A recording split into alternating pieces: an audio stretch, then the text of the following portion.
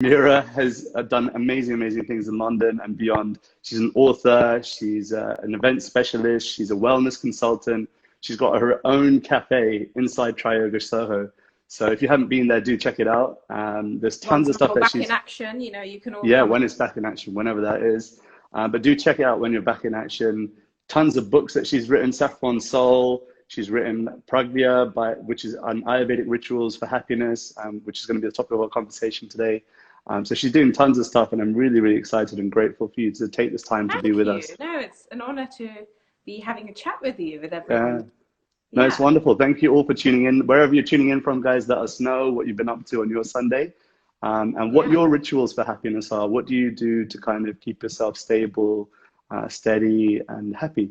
And I wanted to pose a question straight at Mira and see what it is that on a daily basis that you would recommend or that you're practicing that's really kind of helping you. And maybe you can define perhaps also what a ritual for happiness is. Yeah. So I think, rituals generally are such a lovely way to ground and to sort of uplift you. And I think on a Mm, normal day-to-day basis, it's great to have rituals that will just uplift your day and give you more of a spring in your step. Like, going out for a run puts you in a good mood. And writing things down and making sure you stick by them wow. helps to sort of stick to them.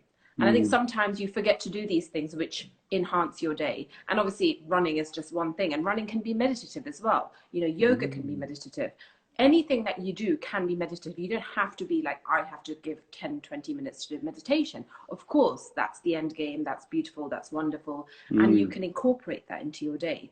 But to make sure that everything that you do, you're giving your 80, 90, or 100% to, makes wow. it very gives it that sort of feeling of it being a ritual. Wow. And so I think ritual, I feel like it's like there's a spiritual element to a ritual rather than it being a habit. Even though once it becomes a part of your life, it becomes a habit. It becomes something that you do without even knowing that you do, which Mm, is really lovely as well. Like singing a rag or having a mantra that you have. yeah. At first, maybe the first few weeks when you do it, it might be something that you have to remember to do, remind yourself to do. Maybe you have to read it. But once it becomes a part, becomes ingrained in your mind and memory, it will Mm, come at any time and day, and it will just become a normal part of your day-to-day positive well-being ritual.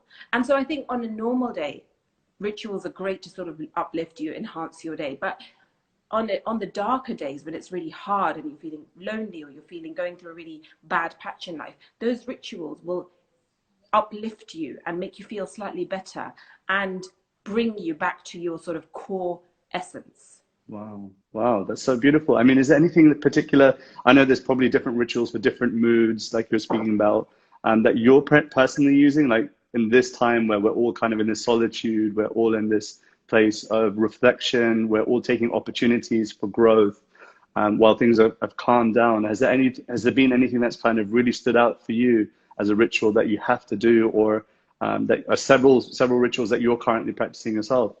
Yeah, I think for me, especially right now, my days are generally, I'm like all over the place. I love going out. I love being social. I love meeting Mm, people. Of course, I that's for love sure. the time by myself as well. I love being alone as well. And I love going to different gym classes and yoga classes. But being alone at home right now, I feel like rituals are ever more important, especially for me. And Mm, so I'm starting to sort of journal about it, writing down those few things that I'm grateful for.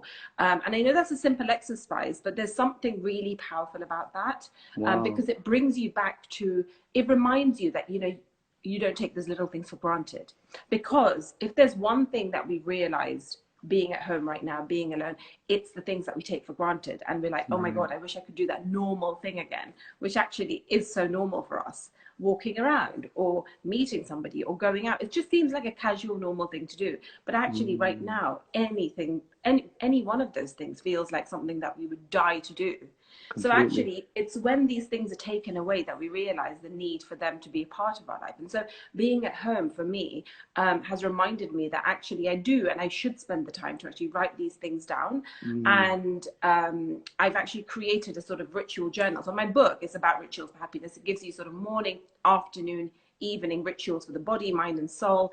And I haven't actually put an exercise in. I haven't said, okay, now, this is the way you can write it down and divide it up. And so I created that as a booklet that I put on my website now, just for this time of isolation, to actually download and actually go through and be like, okay, so that could be for my body, that could be for my mind. And of course, it doesn't have to be stringent. It hasn't, you don't have to have 3 things: the body, mind, and soul, morning, afternoon, evening. But if you can, you can intersperse your day with these things. So for example, waking up and lighting a candle is such a lovely thing to do, or putting on some incense, agarbatti. I think that's a really lovely thing to start your day off with, because it just puts you in the right frame of mind, whether it's to a god or whether it's just in your room or to the sun. And then doing, a bit of stretching, because I think at this time we're not getting massages, we're not going out and walking and really sort of free. Well, we're going for walks, but freeing up and I'm doing quite a few classes online, which is amazing, but it tightens up your body. So making sure that I stretch in the morning and the evening is a really important thing, because I am used to, I do have I generally do get massages. So something that I need is to make sure that my body stretches. And then breath work. Breath work is really important part of my morning. I don't even spend that long doing it. It's maybe around 10 minutes. Obviously, if I have longer, then I'll do a bit longer. But doing that Kapalbhati breathing, which is the breath of fire, which gets the digestion going, but also it sort of gets you energized in the morning. And then the alternate nostril breathing, which also really helps balance your mind, your body, and then the deep breath work. So just taking those deep breaths, holding them in, making sure the oxygen goes in, and then breathing out. So that's a really important part of my morning. I could go on and on and on, but these are the examples of rituals. And also, I think for me, and because we're talking about, I think we said we'll speak about sort of more the spiritual side of things. For me, I do, I think about sort of God, or when I'm going about my day-to-day life, but I don't necessarily sit down and pray. Right. And so this time, I feel like, considering I had this time, I'm actually doing that now, which is really, really nice, because I haven't actually spent the time to do that on a day-to-day basis for the last, I don't know how long. Right. So it's nice to actually dedicate that time, whether it's 10 minutes or 20 minutes, or reading something, that, or reading from one of the scriptures, which is really lovely as well. Amazing. So, it's so nice to have you share, like, personally what rituals, because I think it's inspiring when we hear other people are practicing, daily practices, or having something that grounds them. By the way, anyone that's watching, let us know what your rituals are, what really helps you to remain grounded during this time. What is it that you're regularly practicing on a day-to-day? Is there a ritual for you that you have? And it's so nice that you kind of weaved in this, that we wanted to speak about something spiritual. And you mentioned at certain points that you were chanting mantras, or you're praying, or you're reading. Has there been anything that you've been reading, or anything that you've been praying for currently that has been, something that has been an anchor for you? Anything that you can share that other people maybe want to try as well? I mean, I think, whatever, even if it's reading an inspirational book, that could be a part of your sort of meditation. It could be anything, creating a space for it. I like reading from, say, the Ramayana, or, reading Sanskrit, because I studied Sanskrit, so I can actually read the text, which is really lovely. Or chant the sort of mantras from that, like maybe even if it's just a 5-minute thing, or one of the ones that I love doing is Hanuman Chalisa, so I do that every day. But rather than, I'm carving out that sort of 10-minute time for it, which is also really, really nice. Or, seeing, or I don't necessarily sing out loud, but I like listening to people. Like when I do kirtan, I obviously sing, but when I'm by myself, I don't necessarily sing out loud, which I think is a wonderful thing to do as well. Maybe I would do it more if maybe that's something I would do. I should do more, because I do love it. Beautiful. But I do sing in my mind a lot. Having said that, I've heard you sing, and you do sing really nicely. It's just a shame that we haven't had a microphone in front of you yet. No, I've been listening to Janvi Harrison's daily kirtans in the evenings, which is really nice. Like now and again, I just tune in, which is really, it's amazing what people are doing on Instagram right now. It really makes you feel connected. And obviously you can spend your whole day doing lots of live workouts and this and that and the other, but it's lovely that you can just tune in and tune out whenever you feel like. It's just so it just feels like there's a sense of community around everything that's happening right now. For sure. And it almost is like, we've kind of forgotten that. We sometimes feel that we're always chasing for community. When, before this whole situation happened, we all felt that there was no time for building a community. There was no time for kind of making time for ourselves. And now we've got ample amounts of that. That what are we going to do with this opportunity? And Yeah. it's so nice. You're right that there's so many offerings happening online, so many different places where you can tune in to kind of just center yourself if you're feeling a bit stuck. And I think a lot of people are probably going to continue that as well. So I know that you've been doing a few things online, and maybe you want to share like what you've been doing online that Yeah, you want I've people been to tune doing in. I've just sort of like connected with people that I know in India and other places just to sort of have a chai chat with them. So someone just makes their own chai and they sort of talk about how they like to make their chai. Because a lot of people, you know, I have a cafe called Chai by Mira and it's all about chai. But people are always asking me, so how do you actually make chai? Like, you know, how do you make a masala chai? What's the difference between a chai and a tea? And like, people are still quite confused. So I'm just sort of, you know, we talk through how to make chai with whoever it is that I'm speaking to. It's like in India, I spoke to this lovely actress friend of mine who's called Mansi Barak, and she sort of showed us how she makes chai with saffron and all the different things, lemongrass and that sort of thing. And Wow. and it's just sort of, it's very simple. There's nothing too complicated about the chat. And we speak about what life is like there right now, because obviously everyone's in the same boat right now. So it's nice to connect with people around the world, and chai just happens to be the way that we're connecting. So it's For almost sure. like having a friend with one of my friends. I mean, a chat with one of my friends. Yeah, And that's a everyone's beautiful thing tuning about in it. to like have a chat with us. Amazing, amazing. And you Which is mentioned what, chai, but is that, essentially, which is what we're doing right now as well. yeah, exactly. I mean, you mentioned chai. Are there any other foods that you'd recommend during this time? Because I know that you're also, you know, a specialist in Ayurveda and cooking, and I see that you're doing always like tutorials on food. Are there any foods that, you know, we should try and avoid at this time? Any foods that we should try and, you know, take more advantage of, or buy more of, or Yeah, cook more I of? think now that we're all home, I think the basic thing of trying to, obviously having to cook more, is such a great way to relearn that whole thing of just nourishing ourselves Mm, with our own cooked foods rather than actually, you know, ordering in too much or going out and eating. And it just brings us back to basics, really. And I think the mm, basics of cooking at home makes you realize how easy it can be and how simple it can be, and actually how fresh foods can really nourish you. I think a lot of these digestion problems that have come about, and people are speaking a lot more about gut health right now because obviously that's become such a big issue. I think that's a result of us complicating our foods too much and eating out a lot and over snacking. oh, There's obviously a snacking. place in the world for snacking because I'm a bit of a snacker and I am a major snacker and I We need to all stop are myself secretly. snacking. But um, but I think snacking really kills your digestion according to Ayurveda. Mm, And generally, if you stop snacking and you just stick to those meals, you'll realize how your digestion benefits from that. And mm, so actually being at home and cooking your own foods and making sure you sit down and have the time to eat and literally eat when you're eating rather than doing 10 things while you're eating, yeah. is such a nice way to realize how you can nourish your body by simply sitting down and being mindful about eating, by cooking your own food and seeing what goes into it, simplifying your ingredients, Mm, um, and and being creative with it, because it makes you realize that actually there's so much you can do with the definitely. a few ingredients that you have at home. Mm, And also spices. I think spices, learning how to incorporate spices in your daily cooking really enhances the flavor, but also that your digestion, your digestive capability of the food. So wonderful. it enhances digestion, it increases nourishment, and it increases flavor. Wow, wow. Who would have known? I mean, you mentioned about mindful eating at a certain point, you know, like taking the time to just sit and eat properly.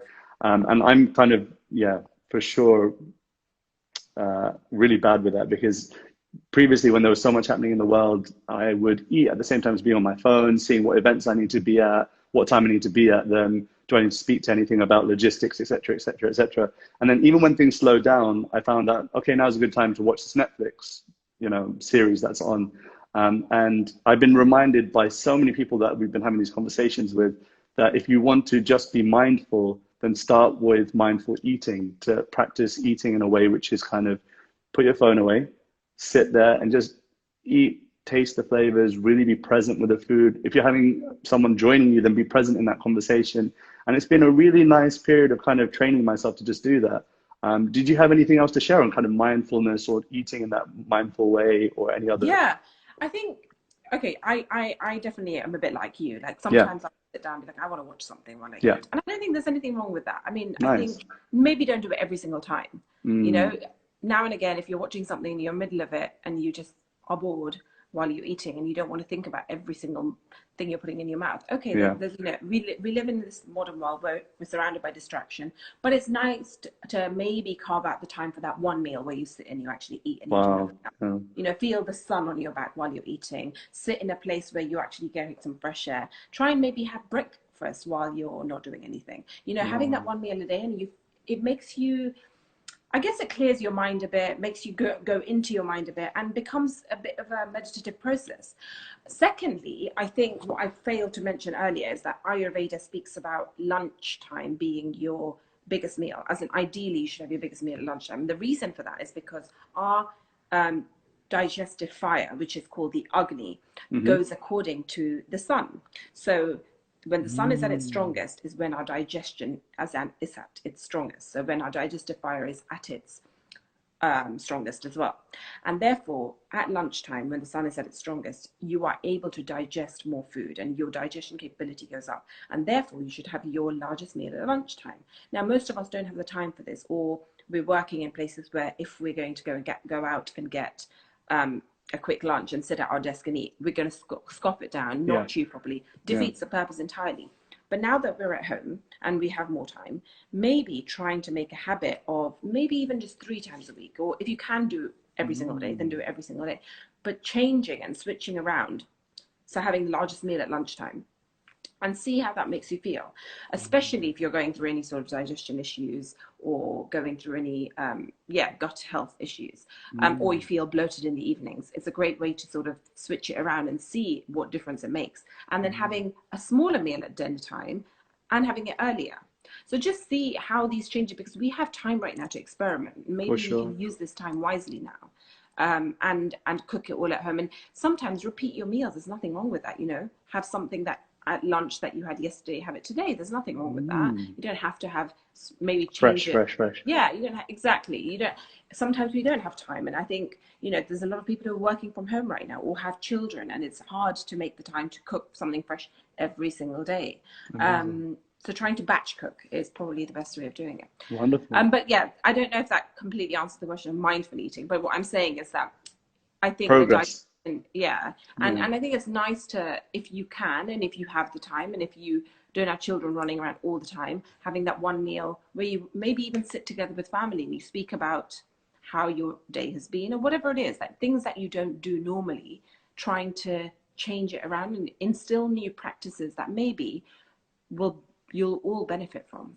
Beautiful. Thank you so much for sharing that. Capswara says, going to do this at lunchtime, I think. Sharmanita, I'm such an emotional eater. Great reminder. Thank you guys so much for your comments. Vanita shared her beautiful morning ritual, which includes talk with Radhika, Janavi, then chatting until 10:30 and cuddles. Beautiful. Thank you guys so much for your comments. Please do keep sending them in. Any questions you have for Mira, this is a fantastic opportunity. You're probably not going to get it very often. So take this chance while you've got it. Any questions on Ayurveda, on rituals, on anything to do with spirituality, please feel free to fire that across. I want to see actually, while we've got this time with you, if you wanted to and you felt comfortable to lead us in a small meditation, anything that's 1, 2, 3, 4, 5 minutes long, as you feel Yeah, mine's, comfortable. it's a really short one, Let's but do I've it. got one. When you asked me, I was like, well, I may as well have one from my book, Beautiful. Prajna. So I've got wake up meditations in my book, and I've got a few in there. So I've got Hmm. three actually wake up meditations. Now they're really simple, and my idea of meditation is basically like, obviously it's amazing if you can extend that and make it. The whole point of yoga is to actually meditate in the end, right? Be able to sit in that position to meditate, go Hmm. into your own mind, still the thoughts, Mm. and observe the thoughts, and let them flow and let them go, and then come into your own self and soul, and a space of silence. But that seems quite daunting and you can't immediately go into that. So I think having moments of meditation, like in the afternoon, give yourself a 5 minute pause, and in that pause maybe go out into the garden and get a breath of fresh air, and while you're Mm. getting that breath of fresh air, just observe and close your eyes for 1 minute and just observe your mind and the thoughts that are in there, and maybe think about one thing you're grateful for. And I think that in itself Wow. um, can be a moment of meditation. It can just bring you back into your own self. It can just re-energize you, revitalize you for the rest of the day ahead. So I that's why in this book I've sort of interspersed different meditations that you can do, very short ones. And so I thought I'd start off with one, talk you through one in my book. So if anyone's doing this meditation right now with us, obviously close your eyes. I'm going to do it. So I'm going to sit back. I know a lot of people have been doing these virtual meditations, but I haven't yet done any, or haven't even guided anyone through one. So so it's quite different for me. So here we are. It's called Speckles of Inspiration. Sit upright and visualize yourself and your body as entirely empty, a vessel of nothingness. Imagine that you feel the sunlight above you, and take a really deep breath, inhaling the energy of the sun. As you take this deep inhale, imagine the energy of ideas and inspiration as little specks of light floating around you, glittering as they catch the sun rays. With your next long inhale, imagine these wonderful particles flow inside you. Take more deep breaths, slowing down the breath as much as you can, and feel the particles of light energy move through your being, filling that nothingness. With each inhale, visualize more and more bright specks enter your being, and with each long exhale, imagine them flutter into your brain and further inside. Allow them to extend through you and into your fingertips. Then move your fingers, smile, stretch, move your hands around, and open your eyes. So it's just really simple. Wow. Sort of just takes you away for a minute. Yeah, it did. It totally did. I felt like I was in a totally different place. And you've got such a nice, like, soothing voice. You just feel like, oh, I feel like now sitting in the garden, even though it's a little bit blustery outside, I felt like sitting outside. And yeah, it was really nice. Thank you. Yeah, I think it's nice to, for me, like, for example, just thinking of your happy place sometimes. Like, for me, my happy place is sunshine. Like, I used to live abroad and I survive better in the sun, and I love going away. I just need sun. So, and I know a lot of us do, but the point is that if I imagine that sun when I'm closing my eyes, it just helps me, takes me to that happy place, wherever I am. So nice. Although I guess it takes you away, I don't know, meditation, things like that, when you're imagining things, does take you away from the present moment. It does, yeah. Which, in a way, is against the concept of mindfulness. Yeah. It's almost you have to go outward and then find your way inward again. It's like you're getting yourself out of your headspace sometimes. Sometimes that's the tool, that you're getting yourself out of your kind of perspective, your day-to-day, your stresses, your anxieties, you're meditating away from that.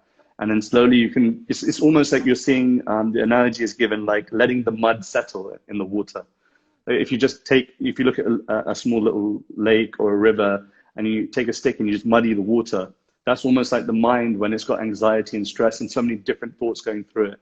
But you can't kind of on your own strength try and just contain it. You have to just wait for the mud to settle. And so meditation is like that. It's almost like this anxiety, the stress, all the thoughts going through the mind. You have to almost remove yourself from able to release those thoughts, the anxieties, the anger, etc. And then you find yourself settled and you find that the mind can then process things in a much more clear way.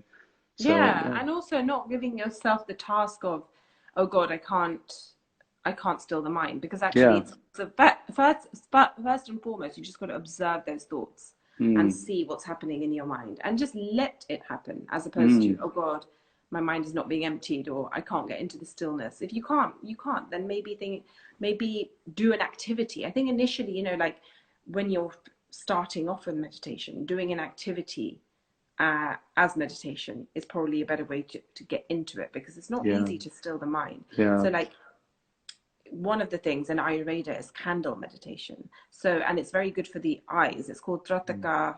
I can't remember exactly, but it's something like that. I remember Radhika as well, but I can't remember what. And you basically light a candle, you look at it for about 20 seconds, you look away, or you close your eyes and you look at it again for 20 seconds and you look away. And it strengthens the eyes as well. But it also is a way of doing an activity while meditating. So it brings you to meditation in an easier way. It's like sound bowl meditation. Sound bowl meditation takes you into into meditative state without you really trying to do it, because Right. the sort of crystal bowl sounds just guide you inwards, and you're sort of sleeping there, and you go into this deep state of sort of nothingness in a way, half asleep, half not, almost like a yoga nidra. Yeah. But you're not trying to get to that stage. You're Completely. just transported to it. So I think doing these little activities when you're starting out meditating is such a nice way of getting into or easing yourself into meditation. Beautiful. Thank you for sharing these gems of wisdom. I didn't even know that, you know, I should have more conversations with you like this about meditation, because so many things are coming to mind, so many different wonderful thoughts. So I really And appreciate also it. mantra. I think mantra is another little tool Yeah. to get you into meditation easily. I went to the only, I went to that school where they taught Sanskrit in London, probably the Yeah. only school I think that teaches that, but where we actually were taught meditation. So we were given a mantra. Every day. Yeah, every day we had Wow. to meditate. Yeah, we meditated. Yeah. Wow. But I know it's not like I've necessarily continued that, but I think it's like on a daily basis. I've gone into yoga and I do like, kirtan, or I like, there's different forms of what one might not necessarily traditionally call meditation, but they are all meditative things, or they are in the sphere of meditation. So I like to think of different things as meditative things rather than thinking of, oh, I need to do half an hour of meditation. I think there's a place for that, but I haven't yet got to that place. But anyway, we were given a mantra, and I think mantra is a great way of getting into meditation, because you're focusing on that one thing. And that's really powerful. And it also just takes you away from your thoughts very easily, because you're thinking of that one mantra. Wow. Yeah, that's the whole idea behind sound and that sound vibration mantra meditation. It allows you to focus on that sense of sound to allow you to be transported through that sound vibration to deeper emotions, deeper thoughts, deeper intentions, motivations, etc. through that sound vibration. So yeah, I mean, everyone knows I love kirtan, I love mantra, and I think that process really works. I think that when I first started, 10, 15 years ago, I thought that, men don't chant, this is the only thing that old ladies in temples do. And I was really not into it. And I think that changed when I took it seriously and practiced it on my own, as opposed to being forced as a matter of kind of, this is something you have to do every Sunday or have to do every day. But rather, when it becomes your own practice, like you're speaking about, when the meditation, it doesn't have to be that you carve out that 30 minutes. Anything can be a meditation, but just kind of coming to a point of just acknowledging that, I need to carve out some time for that meditative state, even if it is while I'm hoovering, while I'm cooking. So I really appreciate you sharing that. While I'm hoovering, that's a good one. Oh, really? Me too. I'm a big hooverer. My wife will tell you all about that. No, you said while you're hoovering. I don't hoover. Oh. I mean, I love it. Obviously you have to hoover, but I'm not a big fan of hoovering. Someone just asked which school it was. It was a school called St. James in Olympia in Hammersmith. So yes, check it out. It's a very good school. Yeah. I wanted to see, actually, before we close this conversation, if you had any thoughts or tips for man and woman of our time. Anything that you think people really ought to be exploring, or what do you think people should be making the most of during this time?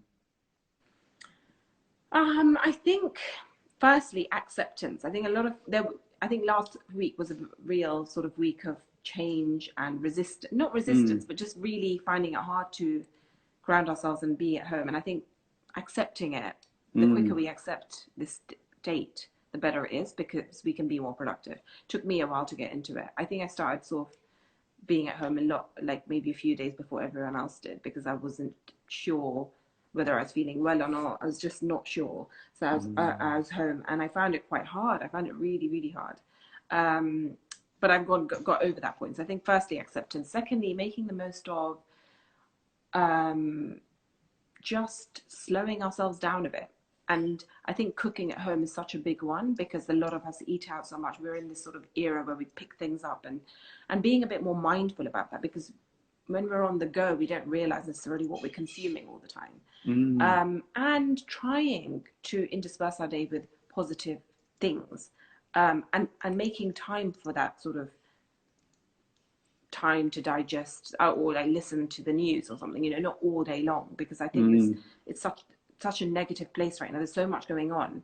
Obviously we have to keep up with everything, but maybe not all day long. And so trying to intersperse our day with positive things, whether it's positive affirmations, seeing what your headspace is like, and then switching. So sort of positive affirmations will make your day positive. Reading something inspirational, even if it's for 5 minutes. Doing some breath work, so you're sort of energizing yourself with more oxygen. And doing something online, like, just being a part of some sort of community, whether it's, Beautiful. checking in with this sort of a conversation, or doing some sort of exercise, getting some fresh air.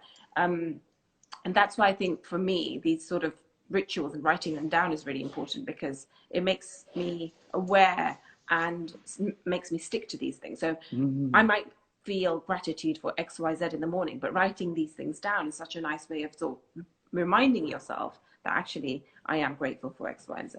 So yeah, I think it's just sort of using this time productively, and making something of it, because we're actually going to be in this for a little while now.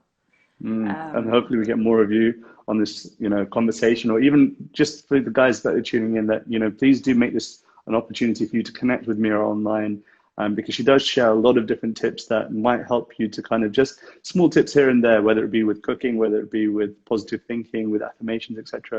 I'm sure she's sharing a lot of different content online, so definitely do check her out. Yeah. And you can also download my sort of booklet, which is what I created last week, a ritual journaling booklet, which is a sort of thing that came about because I did a workshop with Lululemon 2 weeks ago. Feels like 2 months ago now, but anyway, 2 weeks ago, on ritual journaling, where I took the group through sort of how you can figure out what your rituals could be, what you need in the day, what you want most. And I think that sort of made me realize that creating a booklet like this would help people and help me. So I created that, and that's now on my website. So I'm going to every day put out my sort of 3 or 4 things that I'm going to do in the day, little things, it can be something super simple. Yeah. And it Vanita says a Sanskrit class, please. Yes, the Sanskrit class. Oh, I should do that actually. That'd I be quite haven't cool. actually practiced my Sanskrit in a very long time. Here's your opportunity. I love Sanskrit. I just haven't actually studied it in a long time, but I do love it. It was the best thing ever. But yeah, thank you, Vanita. Thank you, everyone who's signed in. And there are people that are saying they're going to watch it later. Vinay Ranigo, well done, guys. Yeah, we'll catch up with the recording after. Rena, she asked about the school. And Cap, same here. I thought that only my grandpa and granddad did that. You're like one of my close friends. I really appreciate you taking time out to be with us. And to share these gems and nuggets of wisdom. I really appreciate it. This will be available, guys, for the next 24 hours, and I'll record it and stick it up on YouTube for the future. But do tune in later today. We've got another conversation with a good friend from New York City, Achyuta Gopi, who's going to be speaking about the Ramayana, Lord Ram, and how that kind of intertwines and is relevant today. Because, speaking about these old scriptures, how is that of any relevance today? I'm really looking forward to that. It's going to be an interesting conversation, so do tune in for that. And that's going to be at 7 p.m. UK time and 2 p.m. New York time for those of you that are from America. But otherwise, thank you all so much. Really appreciate you again, Mira, and hopefully have a wonderful, wonderful Sunday.